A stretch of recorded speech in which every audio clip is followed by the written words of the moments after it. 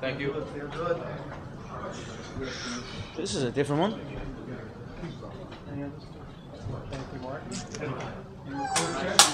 Thank you, sir. Conor, obviously this is a unique experience for you getting ready for a boxing match. What's the process been like? Has it been fun, frustrating, difficult? What's it been like? That's been a lot of fun. I mean, to adapt from 5 minute rounds to 12 threes has been different. We've had to adjust some things in preparation, but it's been very enjoyable. It's like everything's refreshed, so we've had a great time. It's been a great training camp, a grueling training camp, multiple fights in the training camp, and we are ready. What's the process been like in terms of becoming a boxer? Because some people are saying, you know, it might be better for you to not try to actually become a boxer in this short of time, but do what you normally do and just adapt a little bit. Yeah, I've been lacing up the gloves my whole life. People think I'm a day one novice or something. I'm a multiple weight world champion, multiple weight world champion in multiple organizations. So I've been lacing up the gloves my entire existence. So of course we will come with a different approach than people are used to. We will paint many pictures inside the ring, and that's it. When you talked about in LA, you mentioned the footwork, and you said doing capoeira and karate and all different things. What impact do you think that has on him when he's standing and expecting the guy moving one way, and then you're kind of doing that stuff? You said it best. It forces a man to react off of my creation. He is not creating his own setup. It is simply he is reacting. So when you're reacting and not creating, you're in trouble. And then factor in with the punch power and the precision. And it's not going to end well for Floyd. And it's not going to end well for all the people who are doubting me and so convinced that this is what it is. And I am just looking forward to post-fight educating the entire world once again what true martial arts is. You had said at one point when you were talking about fighting him that you were concerned about Bayless as a referee. I think, you know, it was your team that was concerned about Bayless, correct? You know, no, I mean, not necessarily concerned. There's no concern. It's just simply his views. He went public on what he thought the fight was. He dismissed it, or like multiple people in the boxing industry. So straight away, he can't be involved in the event. If he has a conflict of interest in it and he is a certain way, you cannot be involved in it. So I guess my question out of that, Conor, would be then, are you concerned about a boxing specific referee who may not understand those movements you're doing? Of course. And when you're doing that, would say, hey, let's go, you know, fight and try to get you to fight in a more traditional boxing manner? Everything is legal. Everything is legal that we have been doing here. I mean, we have brought in, I've had a referee present at every single spar. I've had a Hall of Fame referee, Joe Cortez, here in Vegas. I mean, if that doesn't show the boxing community that I'm taking this seriously, taking these rule sets seriously and looking to abide by this, and of course I'm going to play to the rules and I'm going to implement my own stuff, but we are prepared. I mean, you don't have, go ask Joe what the preparation has been like. You know what I mean? We are prepared here. So he's my neighbor, right? Yeah, I will. So it will be unusual to everyone watching and to Floyd, of course, but that's not my problem. So they will study it after it's done. Conor, what's your response to Paulie being in camp and what he said about you? It shows his character, in my opinion. He was looking for an exit. The spars were not good for him. He took a lot of head trauma. Straight after it, we were worried. The sparring partners were actually telling us when he was dropped back to the home that he was stumbling out of the car after the 12 rounder.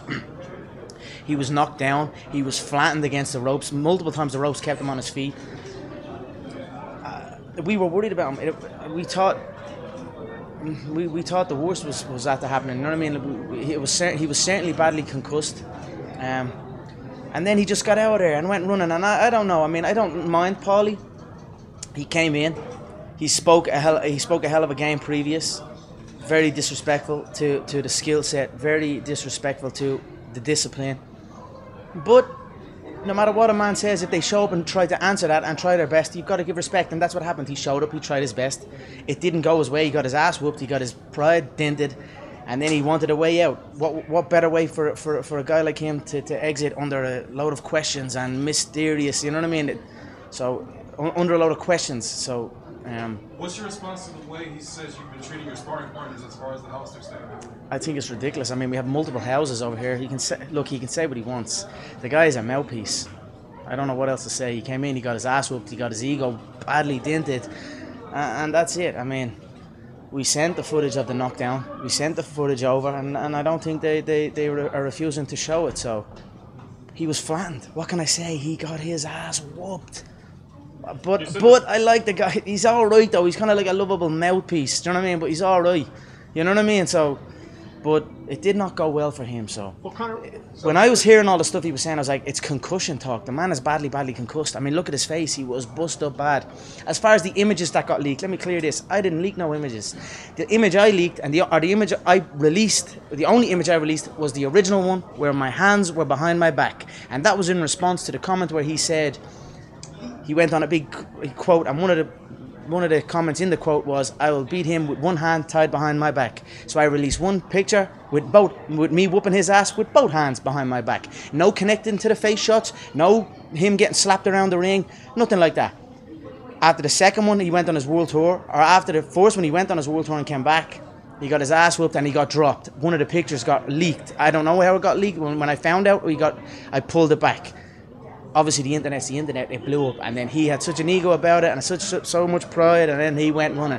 But it worked out perfect for him because he didn't want to show up and go again. He couldn't. It's just, it wasn't in him. So that's it. It worked out great for him. He got to exit under a cloud of questions and exactly what a mouth like him wants. So that's that. Concern he might speak to Floyd? Sorry? Any concern he might speak to Floyd? Let him speak. I'm sure he has. Let him speak. You can't prepare for me. You can't prepare for me. You can't prepare for the movement. You can't prepare for any of it. He can sit here and watch this, and I'm sure he has been watching that. Let him watch. Let him try and study. But you cannot prepare for this. There's nobody in the game that moves like me, that strikes like me, and that has the confidence like me. So let them speak. Let them talk. It's all good. Conor, you describe how you're going to take off Floyd? You vision it? You see it? I'm going to knock him out bad. I mean, he's too small.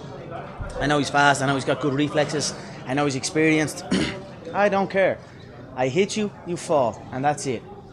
He will be unconscious. If we go 8 rounds, or if we go 8 ounces, which we are very close to, I believe, there's commission hearings and all, so I'm very pleased about that. He will be unconscious inside 2 rounds. Really 1 round. Only for the 10-second count, I will give him maybe surviving into the second. But if it's not, and it's 10 ounce, maybe 4 rounds. But under 4 rounds, he is certainly unconscious. And that's it. And just to finish up on that Paulie thing really quick, Chris Van Eerden also made the same comment about you, and both of those guys said it was dirty pull to release, and I know you said you didn't release Paulie, but Chris Van Eerden made that same comment. They released first. Chris Van Eerden, that guy, shook hands, such an honour, really nice guy. I was like, yeah, thanks so much, we had a great training session. I was like, oh, he's a nice guy. And then interviews start getting happening, and then they go on these world tours, and he wouldn't beat nobody in the 147-pound division. And I'm looking at this guy like that, and I'm like, wait, what? What kind of shit is that for him to say? He's just been saying it was an honour, and then there's a mad interview going out, and then I'm like, we had the recordings. I'm like, let me see that, because I actually hadn't even seen the spar back yet at that stage. It was like straight away when I left the place. It was like interviews and all this. I mean, this comes with the territory, and when I'm at this level, so I get it. But this from a face-to-face respect, and then a disrespect. He can't last, and he can't do this. I'm like, what? And I asked to be shown the rounds. Went back and looked at the rounds, and I'm watching the boy get his head slapped around. We released like 8 minutes of footage of him getting lit up, and then I don't know what to say. Look, it comes with the territory. At the end of the day, I'm the one in here fighting. I'm the one in here doing it. But before most, I don't believe so. If anything, like where it's off and it's stubble, that's the problem, right? For me, stubble and a bald head. No, they haven't. I mean, if they do, I don't give a fuck about that. I don't think so. But let's see. before most of Mayweather's fights, he has the opponent beaten mentally before they step into the ring. Mm-hmm. Part of the battle for you was always going to be avoiding that. How do you feel you've shaped up in that regard? He keeps talking about under the lights. Oh, he keeps saying he looks good in the gym. I look good everywhere. I look good in the gym and I look good under the lights. In fact, I look better under the lights. So I am comfortable in this. This is my life. I have been under this spotlight for a long, long time in these mega events also. So do you feel you've taken him out of his comfort zone? Of course I have. You all know. Listen to his words. Look at his demeanor, his energy levels. it's a man that's accepted it. So that's it. Conor, when you first started fighting, was it your goal to become like a master at self-marketing? Because I believe that we have the two best self-marketers in the sport, you and Floyd. How did you go about doing that? No, it wasn't a goal. Let's self-market. I'm being who I am. I'm working hard. I'm scheduling bouts with opponents, and I'm telling them what I'm going to do to them and how I'm going to do it, and then I'm going and doing it. And then the train just kind of rolls with it, and it picks up steam as the predictions keep coming through. And the world, like, I don't know how many times I've shocked the world right now, and I'm going to shock it once again on August 26th. So with that makes me the greatest self-marketer, or whatever you call it. But it's just simply me doing what I'm doing, scheduling bouts, telling them exactly how I'm going to do it, in what round, and then it happens, and then wow, shock, and then on to the next one. And this one is supposedly the big one. Wait and you see when he falls, how you all write him off after this, and it just, he becomes like Aldo. Aldo was him at one stage, then he just becomes nothing, and it's just another day for me. It's just something I'm used to seeing. I'm used to the way people react to me coming into a fight. I don't know how many times they've labelled me a joke. He's a joker. What's this? What way is he moving? What way is he hitting? What way is this? He doesn't stand a chance. And then the poor guy who's in there that faces me has to deal with it. And then he's unconscious. And then on to the next one. And then there's more questions and more doubts. And this will just continue until I call it a day. When you say they, like, you know, I remember the auto fight. I think it was, you know, maybe slight edge to him, but a lot of people were picking you to win that fight. So, like, who in that fight? I know most people were picking Floyd in this fight, but in that fight, who? We're talking about a 10-year undefeated run and the only featherweight champion in the world. I know, like I said, it's easy to look past it now because it's done, and Aldo's been slept in 10 seconds. It's actually, it's like your brain can't even realize what way you were thinking before that, because it's just, that was nothing, and then it becomes nothing to everyone. It's like, it's impossible. It's impossible until it gets done, and when it gets done, it's the most easiest thing, and everybody can do it. I'm just used to hearing it. I'm used to feeling the energy about it, and then I'm used to seeing what happens to everything after. How big of a deal is his age? You said you watched that workout yesterday and saw fatigue. Yeah, I think his age, I think his size are big factors in it. I mean, maybe not so much the age, but certainly the size. Because what? He's too small. Like, he's not gonna take the shots. You ain't never seen me troubled by no small man like that. And that's how straight you're talking. You can say what you want. Nate was 200 pounds. This man is 150. And if he's not 150, he's out of shape. If he's 154, 155, 156, he's too heavy. He needs to be leaner to be in peak physical condition. 150, I'd say he's in peak. So if he comes in any heavier than that, he's not in peak physical condition. If he comes in at 150, he's in peak physical condition, but he's 150 pounds. I'm going to be 170 plus on the night. I don't know what else to say. It's over before it even begins. Trust me on that. Yesterday he said that you're weighing 160 right now. Is that correct? He knows nothing. He thinks he knows. Maybe he's on the phone to Paulie. I don't know, but Paulie also knows nothing. So he can think what he wants. And he said that if you make it to the judge's decision, that's a victory for you. Do you buy into moral victories like that? That just making it to a decision would be a win for you? I'm gonna spark him. I don't care about all that. I'm gonna come forward, go at him. He's saying he's gonna come at me. I tell you what, right? He said he's gonna come at me. I'm telling you all, I'm gonna go at him. Let's see who takes a first back step. That'll be the first win or loss in the fight. Who takes a back step first?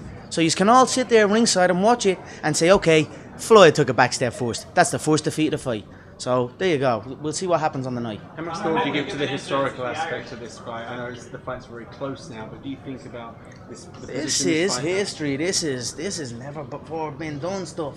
Two men at the pinnacle of the game in their both sports. You know what I mean? It's historic, and I mean all the way through from the world tour to the interest, and it's just, I'm just grateful to be a part of it. And there's not a second goes by that I don't sit back and embrace it all. Like that whole world tour, after the press conference over up, I just went back and was looking at the imagery, the video footage, and I was like, you know what, this is stuff that lives on long after I'm gone, and it's just something I'm grateful for. Did you watch the Ali Inoki fight, or were you aware of it? Yeah, I watched it, but it was like the build-up. You can't really see much of the build-up. You know what I mean? It's a different time, but the fight was very interesting. Now I believe Ali was kind of set up, didn't realize what he was getting in for.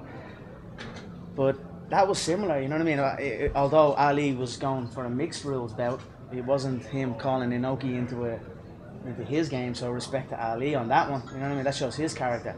It was a crazy fight. Inoki set down, pulled guard is the term we call it, and was crawling across the floor and kicking Ali in the legs. Ali was like back trying to get him up. It was like, there ain't no referee to say get up, or you've got to deal with these problems yourself. Then also, punching downwards, to be able to punch downwards, the trajectory to punch down is a skill that you must master. And if you can't keep your balance and throw, people stumble over. And it actually happened at a brief moment in time in the contest. Ali tried to reach down and tried to punch, and he ended up getting swept, and Inoki ended up on top, and the referee separated straight away. If that moment in time was left go for 5 more seconds, 10 more seconds, Inoki would have wrapped around his neck or his arm or a limb, and the whole face of the combat would have changed right there and then. But the referee separated straight away, and then it just carried on a kicking on the floor contest, and it was kind of just got weird after that. But I don't know, it was interesting, and this is similar to that, only I'm crossing into the boxing game. He's not coming into a mixed rules bout. Now, he is talking about it afterwards. I don't believe him, but we'll see. So I'm very excited that it's me that has to come out and test myself rather than him trying to test himself. Conor, how important are the Irish fans that are going to be coming over? The last couple of fights in Vegas have been huge. This is his hometown. But August last year, in the middle of the summer, the Irish got over Las Vegas. Yeah. The same this time. 100%. We roll in and you know about it. So I don't think you can prepare for the Irish invasion until you're bang in the middle of it and you're like, what's actually going on here? So it'll be an interesting mix of cultures and people that will be floating around Las Vegas. I'm interested to see how it plays out, but it's going to be one hell of a historic event for people around the world and the city of Las Vegas. So we're very excited. Conor, why are you guys trying to get the glove size changed from 10 to 8? Why is that? Blake kind of made it seem like he was trying to give you an advantage. Like, here, have yeah, I mean that's why. I mean, he was like, it was a complaint. No Mexican made gloves. No gloves made out of horsehair. Must be 10 ounce. The weight must be 154, so the gloves are 10 ounce. These are all little stipulations that were behind closed doors were going on. So I couldn't wear Mexican. I didn't even know the difference. I didn't know it. And then I got Mexican gloves, I got horsehair gloves, and I got the regular glove, and I just kind of felt the difference. I started to understand why. You know what I mean? Some of them are a puncher's glove, and some of them are more of a protective glove. So these were all things that were in the stipulation, and I was like, I don't really care. And then I let that be known publicly. I think it bothered him a little bit. He thought his manhood was being in question. And then he's like pushing for the 8 ounce. Great, I'm ready. I fight, like I said, I fight in 4 ounce. So, whatever. It looks like it's going to happen. So. Because the second thing about the sport of boxing is if you go into his world and you beat that world champion as a world champion MMA artist, you go into that world and beat him. Like I said, I've been boxing my whole life. I've been doing this my whole life. So they think it's like, oh, it's over for boxing. It's just a weird mentality they have. It's just like, I don't know. It's a fight between two skilled athletes, two skilled fighters, and that's it. One will win, one will lose, and the world will carry on. You said that if Inoki had beat Ali, that could have changed the face of boxing. Do you think there's a similar thing you made here? You see, that was in a mixed rules contest. This is more. It's hard for me to kind of say. I don't know, but I love the sport of boxing. Boxing has been dear to my heart my whole entire life, so I will contend in boxing bouts going forward, and I will contend in mixed martial arts bouts going forward. I will rule both with an iron fist, and that's where my mindset is. So, are you interested in promoting other boxers with your promotional company, McGregor Sports and Entertainment? We'll see where it goes. I mean, the future looks bright.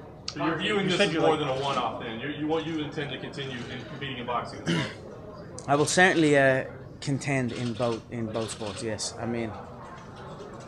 Conor, is victorious on August 26th. Can we let him answer?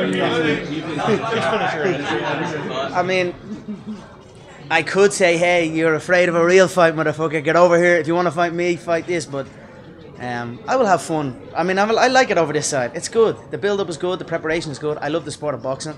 I love the sport of mixed martial arts. I just love fighting. So wherever there's a fight, you'll see me. And if I'm not actually preparing for a fight somewhere on planet Earth, I'm fighting somebody. So that's just the way I have always been. Who, historical fighters, who have you enjoyed watching? Roy Jones. I like Roy Jones a lot. I've been a big fan of him. Muhammad Ali, of course. There's been a lot throughout history. I mean, Floyd has been good. I mean, Floyd gets a lot of stick, in my opinion, for his style. And I remember way back when he was preparing to face Hatton, people were ridiculing how he hit the pads. Do you remember that? People used to ridicule how he hit the pads. That's not the way you hit pads. And then all of a sudden, when his career goes and he does what he does, now all of a sudden everyone's mimicking his approach. And it's kind of similar to me right now. They're mimicking how I move, how I approach the game. And then I go and do what I do, and then all of a sudden they mimic me. So there's been many great boxers. Prince Nassim Hamed is another one I'm a big fan of. Currently today I like Rigondeaux. I'm a big Rigondeaux fan. I like Lomachenko as well. I think them two should compete. Because they made him an offer. I just think I don't understand why Lomachenko isn't engaging in it at all. There hasn't been one mention of his name, and that kind of is in the last fight he was good. He had some glimpses of what he does. I thought he was a little bit, his energy wasn't right. It was like he almost didn't really want to be there at moments in the fight, I felt. I think he's got to go and make that. That's the fight that's got to happen. That boxing's a crazy game. There's so much in play. Yeah, please. There's so much in play in the boxing game, but it's a great game. Like I said, it's a great game. Who else is in today's game? Canelo and Golovkin. I'm not really too much of a fan of either of those. I think Canelo's a little bit stuck, a little bit flat on his feet. When I watch footage of him, I see him just getting peppered and he has no feet under him. Golovkin, I think, came into camp for this preparation badly out of shape. I'm looking at him badly out of shape up in Big Bear, and I just see a drained individual. So, although they're supposedly up there as well, I don't really think they are. But I like the lighter guys. Lomachenko and Rigondeaux is a fight that I'm eager to see. Floyd's young kid, Gervonta, is okay. He's good as well. Good, strong kid. Maybe one or two more fights I'd like to see him in the mix there. There's some great, exciting guys. But historically, Ali, Roy Jones, Prince Nassim, Big Showman, Eubank. I like Chris Eubank. Senior or junior? Senior. Junior's not bad. Junior's good as well. Junior's got some good work rate, and he's a confident young man. He follows in his father's footsteps. I always liked Eubank. He was an unusual character. He moved in certain ways, almost cat-like, and then he had good solid power in his shots. Irish boxers, Bernard Dunn. I was a big Bernard Dunn fan. He brought boxing back in Ireland. Bigged it up. These are the boxers that I've been watching the boxing. John Duddy, were you a fan of his? I didn't really see too much of him. Now he used to fight in New York, right? Yeah. I didn't really catch too much of him, but there's been many great boxers. I've been watching every form of combat, from taekwondo, from karate to boxing to Brazilian jiu-jitsu to freestyle wrestling. I love combat sport, and that's it. I'm grateful that I get now to fight in a different sport and a sport that's been very close to my heart my whole life. And I look forward to going out and showing what I have and showing what I've been preparing. The people who follow boxing and they watch MMA and they're not MMA fans, they look at you guys throwing those overhand shots and they say a boxer wouldn't get hit with that. So you've been in both sports. Oh, there's many rookies in the mixed martial arts game from a boxing standpoint. There's many rookies in the mixed martial arts game from a kicking standpoint. There's many rookies in the mixed martial arts game from all disciplines, because there's so many disciplines. But you best believe if you see a guy and he's moving like this and he can't box or has no rhythm or flow, you best believe if he gets a hold of you, he's skilled in other areas that can beat you in seconds. So that's the beautiful thing about the mixed martial arts game. There's so many ways to win a fight. And you've got to respect all styles of fighting, because there's a time and a place for every single style. It's just about implementing it at the correct time. So, I don't think you can compare me to the mixed martial arts boxing that everyone thinks this is. And I think that's where they might have made an error in this selection. They might have thought this is just an MMA guy, and they've seen MMA guys come through the gym and spar in their camp. But I am not that. I'm a different level altogether, and I think it's only as the fight is coming closer, and only then they come face to face with it, they see the confidence, they see the different approach, they see that they've made a grave error, and that's what I believe, and that's what I will show on August 26th. Your kicks are such a big part in MMA of setting things up. When you take that away, you would think that's one weapon you don't have to set up punches. So how do you overcome such a significant loss?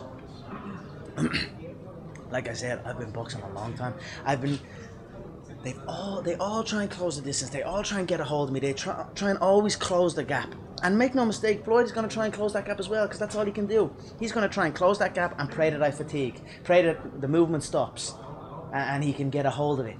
But it's going to be too late by the time he even has a moment to do that. He's going to be already his brain is already going to be shook. His money is already going to be took, and his name is already going to be in the Undertaker's book. That's a Joe Frazier quote. So this is what I've been dealing with my whole life. They come, they try and do what they're trying to do, but it's too late by the time they try and do it. So that's it. Did you see Lomachenko reach out to you on Twitter? Yeah, he's a 120. What's the weight? 120. 130. 130. Southpaw. He's not applicable to this camp. So that's it. So I don't know what that was about. I mean, also he was cut and banged up from the last fight. Just a little promotional thing, I think. And that's why I'm like, hey, sign that Rigo fight. Get on that if you want the big money. I mean, what did he get? What was his money? Do you know what I mean? Like, what? He's supposedly one of the pound for pound guys right now. I mean, you need to start making these fights and putting yourself out there, not tweeting something when you know you're never going to be brought in here at 130 pounds on a southpaw when I'm facing an orthodox. So I'll give this lady a go. Conor, you've come really far in life. Does it ever trip you out to kind of think of how life was to how life is now? Of course. I mean, every day I wake up and I pinch myself. Like I said, I've come from shows where I'm fighting in front of 100 people, and 70 of those people are family and friends of the people that are fighting on the card. That's where I come from, and that was 4.5 years ago. So I've come a long way, and it's been one hell of a journey, and I always take a step out of it for just half a second, look around, be grateful for it, get back in and carry moving on forward.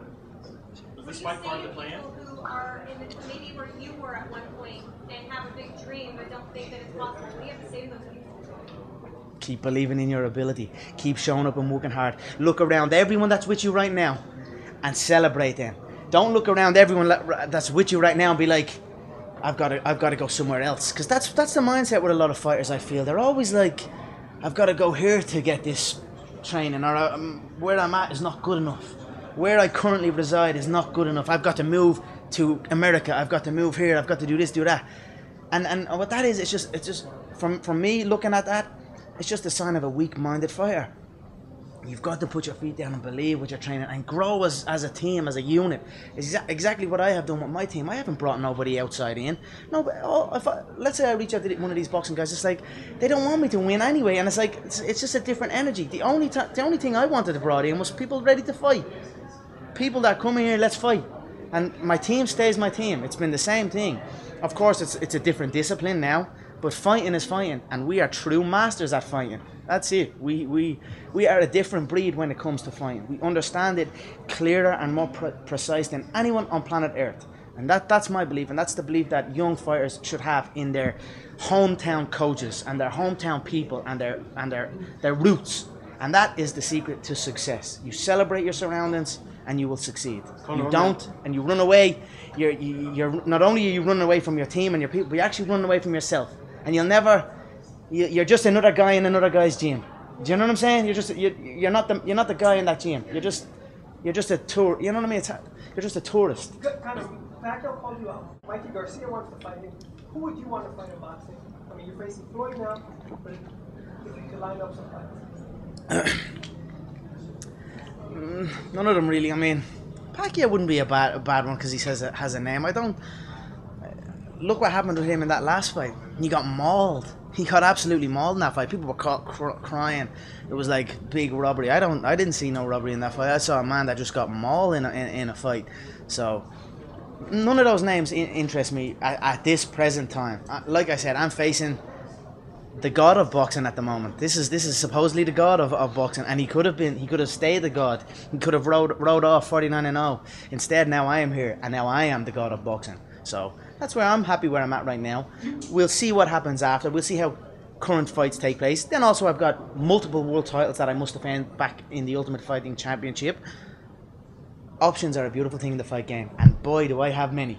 I have a queue of people, so I just tell them, get in the queue, and we'll see. The Ali Shuffle today, multiple times. Can we expect you to do that on Fight Night? I'm certainly going to be flowing. I'm going to be moving in there, 100%. Conor, there was a time that you and John drifted very slightly apart. You spoke about that. My coach? Yeah. How significant was sort of repairing that relationship and getting things back? We never, not necessarily drifted. It was just like when the Aldo fight happened, then I just kind of became me. You know what I mean? I just had I was like above showing up and above certain things, and it came back and bit me in the ass. And then from both areas, he had so much stuff going on in his games, book, TV shows, and I had so much, and we just became two entities in ourselves, and it left the student coach thing left, but we since mended that long ago for the Diaz-2 rematch. The Alvarez fight was amazing. This preparation has been very unique also. John has been in the ring with me. We've been sparring in this camp, working out some certain situations that people will be very shocked with when they see it take place. And it's been a great training camp. And not just John, my other coach, Owen Roddy, my coach and training partner, we came in sparring. We used to spar back in the day. He was a great fighter himself. Now he coaches and he holds paddles, and it's more like a training partner relationship. And you know, then I've got my cardiovascular trainer, the Dr. Julian Dalby. He's a former cyclist. He comes in and he's been instrumental in building the gas tank as well. You know, we made so many errors in the Diaz-1 fight that we corrected for the Diaz-2 fight, and then we came up with the program, the McGregor Fast Conditioning Program, and I've seen mad gains in my performance, in my fitness, and also my ability to keep going. Usually what used to happen to me was I'd show up and I'd just run into a brick wall. I'd train my ass off 10-hour days. Like, I'm talking 10-hour days. I'd show up to the gym with Tupperware and cutlery, and I'd stay there the whole day. And it was like, I'm never truly actually training. I'm never on or I'm off. I'm just kind of like a buzzing light. That's what we say. The light's never on or off. It's just buzz. So, and eventually you just run into a brick wall. Your body drains, and then you become overtrained. You get sick, and that's what happened in the Diaz-1 fight. I got badly sick 10 days before that fight. I didn't say nothing about that. I just kept it to myself. But I was badly sick on antibiotics and all because I trained so hard for it, and I ran myself into a brick wall. But all these things have been corrected. So I've been able to, rather than before where I go boom and hit a brick wall and then go back down, I've been able to just kind of steady rise up, and that's since the Diaz-1 loss, and up until now we've continued that. Did you ever think about like aligning with someone like Freddie Roach or Abel Sanchez or one of those boxing trainers, just to have that voice in your ear during this? Or you want to be the unique Conor McGregor? No, it's not. It's not that I'm above that. Of course, we take in what people are saying. We listen to certain things, but from how people perceive the fight and their words that they use about the fight, there's an energy, and some people are coming in just for a name or just to be a part of it for their own, not to actually be a part to go and do it. So there was some people we were considering, but at the end of the day, I just want, for me in this camp, I just want people that were lacing them up, sticking the gum shield in, and fighting. The referee for me was critical in bringing in. And the ring, the correct ring size, the correct canvas, but the referee was critical because we must understand the rules. We must understand how long the referee gives us in the clinch, what things get flagged, and certain things like this. So that was the route we went, and it's been great. There's been no outside interference. There's been no crazy energy in it. It's just been the same as it always been. My team, and we've been focusing, and everyone, because it's so different, everyone's has a lease of life that we're doing something new, and everyone's doubting us, everyone's writing us off, and that's motivating and energizing, and that's what we have experienced in this camp. Conor, how his fatherhood changed? Move back a little bit, please. Just a little bit to the right thing back. How has fatherhood changed you as a fighter in the man, especially heading in this bout? Yeah, I mean, it's certainly. I am in awe of my little son. I'm in awe. Yeah, he's okay. No, it's all right. I'm good. I'm doing good for a bit. I'm in awe of my little son. Honestly, like, I'm looking at him and I'm like, the other day we were comparing pictures side by side of when I was that age and he was that age, and we're like identical. And I'm like, yes, because we're like, he's gonna look exactly like me, and he has my name, and he's carrying my, it's a legacy. So I'm just in awe of my little man. As far as how it's made me as a fighter, it certainly made me more focused, more disciplined. I must be disciplined. I can't slack off. I can't float around and do what I used to do. I must train, recover, go home, look after my boy, rest, train again, and it just keeps life more structured for me. So it's actually helped me as a fighter and as a man with business and with training. Everything is more structured, and that's the way it should be. That's the key to get to the high level. You must have structure. So it's been eye-opening and amazing, and he's only 3 months, so that there's so much good times ahead. So we're very, very happy, very proud, myself and Dee. Life is good. Life is so good. Conor, two more questions. Floyd told us yesterday that he could see the confidence in your eyes during the tour. Where does all that confidence come from? My confidence comes from my work ethic. That's it. I know the work I'm putting in. Like, I will be back here, it's now 7:20. I will be back here at about 11:30, which is 6.5 hours post the previous workout. You must take 6 hours. You must take a minimum of 6 hours to replenish the glycogen levels. You can't train 5 because the glycogen levels don't restore. It must be a minimum of 6. So we'll be back here about 11:30 tonight. We'll do a second workout, and we're preparing correct, and we're preparing hard. That is where my confidence comes from. My confidence comes from hard work, and that's it. So Floyd is correct. I am a confident young man. That with the fact that if I really wanted to, it wouldn't take me very long to dismantle him, limb from limb. So that is also an added bonus for me that maybe previous boxers that went against him couldn't have, because they have no other skill set that could dismantle him. They just know how to box, and they cannot beat him with boxing. So that's it. Me, I can beat him in many ways. I will beat him with boxing, but I can also beat him many other ways as well. So that's where my confidence. What he has been saying recently is, "Oh, you look good in the gym. Wait until the lights. Let's see under the lights." Yeah, let's see under the lights, because that's where I thrive. I thrive under the lights. I'm no stranger to this. He's been on one side and I've been on the other side, and we've been just going like this. So he's witnessing a man who's experienced this all already. So. Conor, speaking of that, then this promotion with the pay-per-view, the closed circuit, the ticket sales, the merchandise, food, beverage, all that. Who's winning the promotion, and the value of that? Not just this promotion. Who's winning the promotion? Yeah. If it ain't for me, what's going on? If it ain't me scheduling full-on fights in the gym for you all to talk about and debate, or my skill set and my approach, it's just Floyd in a roller disco, or it's just Floyd at the bleeding Gucci store. You know what I mean? I'm the one that's bringing this all the way home. I'm the one that, all on them world tours, who went viral?